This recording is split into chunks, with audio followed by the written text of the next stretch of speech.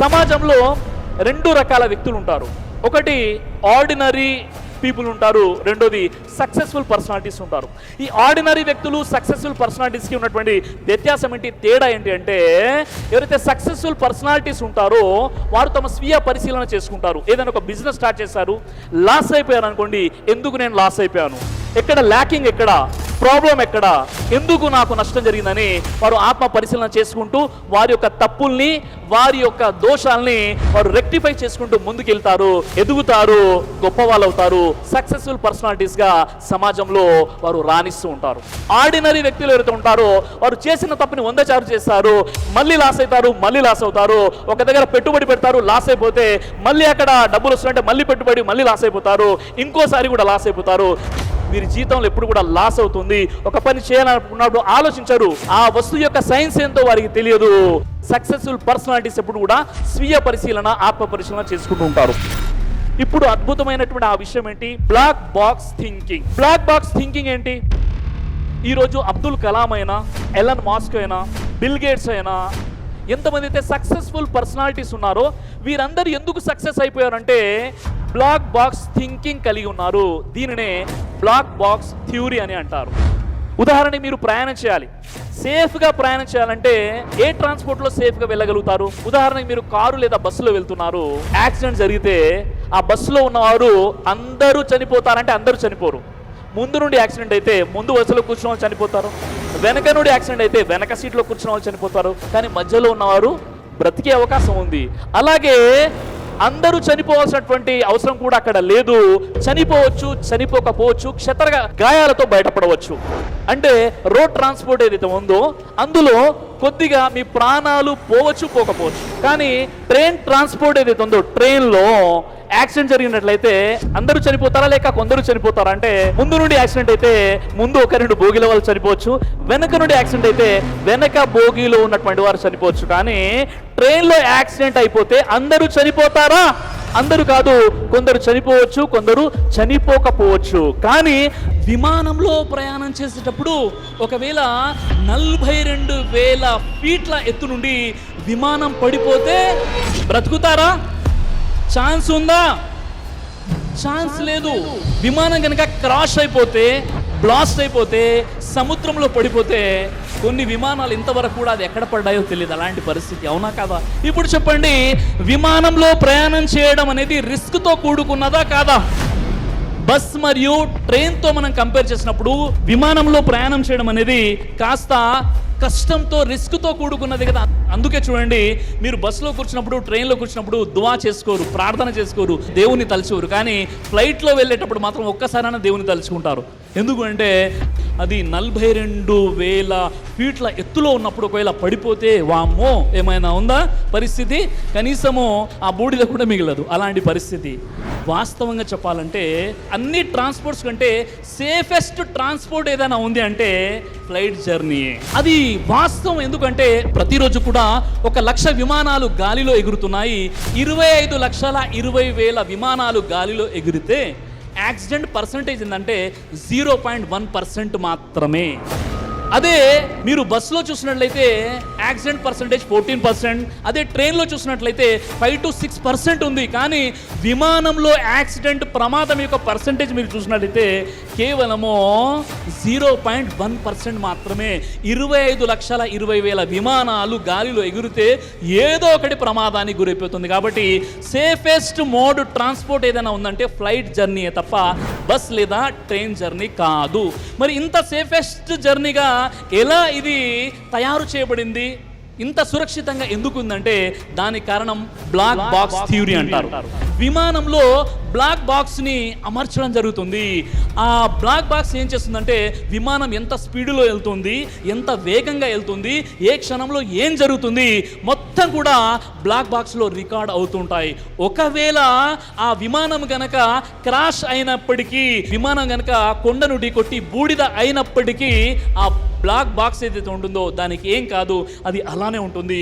అది ఏం చేస్తుందంటే అన్ని కూడా రికార్డ్ చేస్తూ ఉంటుంది. ఆ విమానంలో జరిగేటటువంటి ప్రక్రియలు ఏవైతే ఉన్నాయో ఉన్నాయో, ఎంత స్పీడ్గా వెళ్తుంది, ఎంత ఎత్తులో ఎగురుతుంది, పైలట్ అయినా కో పైలట్ అయినా క్రూ ఎవరైతే ఉంటారో వారు ఏం మాట్లాడుకున్నారు, చనిపోయే ముందు వారు ఏం మాట్లాడుకున్నారు, ఏ కారణం వల్ల ఆ యొక్క ఫ్లైట్ పడిపోయింది, ఎక్కడ పడిపోయింది, ఏ సమయంలో పడిపోయింది, ఏ సాంకేతిక లోపాల వల్ల పడిపోయిందో అన్నీ కూడా బ్లాక్ బాక్స్లో రికార్డ్ అవుతాయి.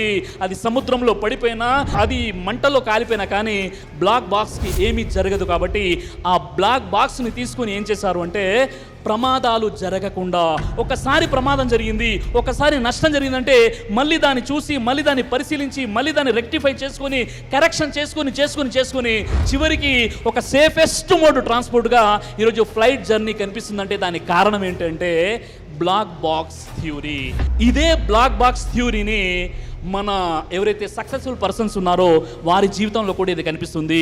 అబ్దుల్ కలాం అయినా, ఎలన్ మాస్క్ అయినా, స్టీవ్ జాబ్స్ అయినా, రతన్ టాటా అయినా, వీరందరూ కూడా బ్లాక్ బాక్స్ థింకింగ్ని కలిగి ఉంటారు. కాబట్టి వీరి లైఫ్లో ఏదైనా ఒక ఫెయిల్యూర్ వచ్చేసినప్పుడు దాన్ని సక్సెస్ఫుల్గా ఎలా మేనేజ్ చేయాలి, ఎలా మనం ముందుకు వెళ్ళిపోవాలి, ఎందుకు నేను నష్టపోయాను, ఎందుకు నా పని జరగలేదు, జరిగిన ప్రాబ్లం మళ్ళీ జరగొద్దు, చేసిన మిస్టేక్ మళ్ళీ చేయొద్దు, ఈ యొక్క బ్లాక్ బాక్స్ థింకింగ్ కారణంగా వారు సక్సెస్ఫుల్ అయ్యారు.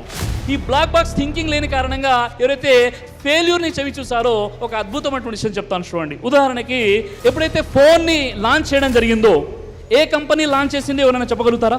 నోకియా ఎప్పుడైతే రిలీజ్ అయిందో అది ఎంత పెద్దగా ఉంది ఐడియా ఉందా? చాలా పెద్దగా బరువుగా ఉండేది నోకియా, అవునా కదా?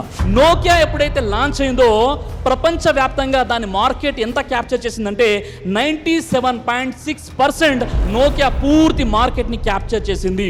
అలాంటి నోకియా నామరూపాలు లేకుండా కొలాప్స్ అయిపోయిందంటే ఎందుకు అయిపోయింది, ఏ రీజన్ కారణంగా అది కొలాప్స్ అయిపోయింది? నోకియా ప్రెస్ కాన్ఫరెన్స్ని చూసినట్లయితే గూగుల్లోకి వెళ్ళి దాని CEO ఏడ్చుకుంటూ సమాధానం ఇస్తున్నాడు. అదేంటంటే ఒక వ్యక్తి అడుగుతున్నాడు, మీరు ప్రపంచంలోనే 97.6% మార్కెట్ని క్యాప్చర్ చేసినటువంటి మీరు నామరూపాలు లేకుండా పోయారు, మీరు ఏం మిస్టేక్ చేశారు అడిగినప్పుడు అతడు అన్నాడు, నోకియా మేమేం చేయలేదని చెప్పాడు. మరి ఏం చేయకుండా ఎలా అయిపోయిందంటే సమాజం ఎంత, టెక్నాలజీ ఎంత అప్డేట్ అయిపోయిందంటే దాన్ని మేము ఊహించలేకపోయాము.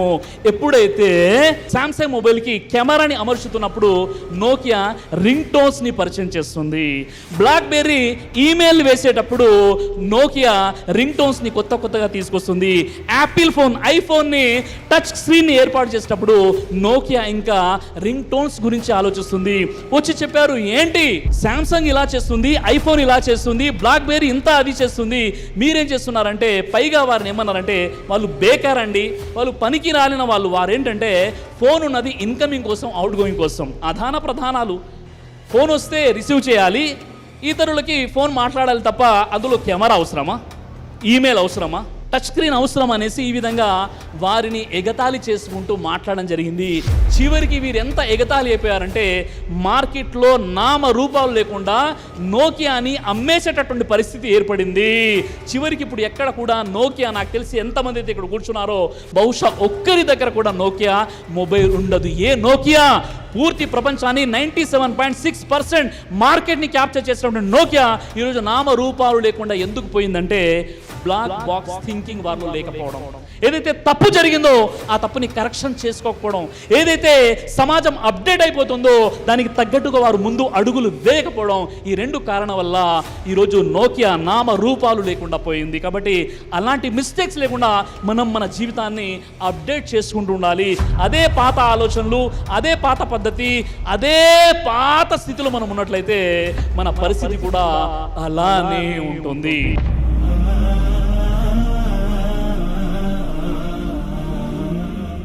దైవ ప్రవక్త ముహమ్మద్ సల్లల్లాహు అలైహి వసల్లం వారు తెలియజేశారు, కడుపుకు సంబంధించినటువంటి అన్ని రకాల వ్యాధులకు అద్భుతమైనటువంటి ఔషధం తల్బీనా.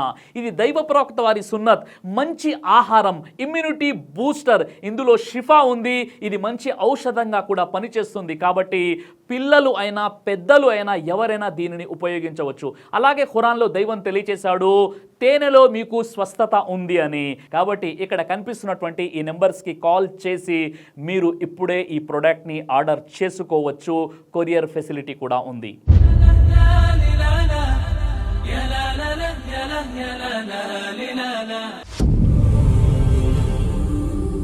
బ్రదర్ సిరాజ్ అని యూట్యూబ్ ఛానల్ని మీరు సబ్స్క్రైబ్ చేసినట్లయితే ఇన్షాల్లా దేవచిత్తం అయితే మీకు వీడియోస్ వస్తుంటాయి. అదేవిధంగా బ్రదర్ సిరాజ్ అనేటటువంటి ఫేస్బుక్ని కూడా లైక్ చేయడం వల్ల మీకు వీడియోస్ వస్తుంటాయి.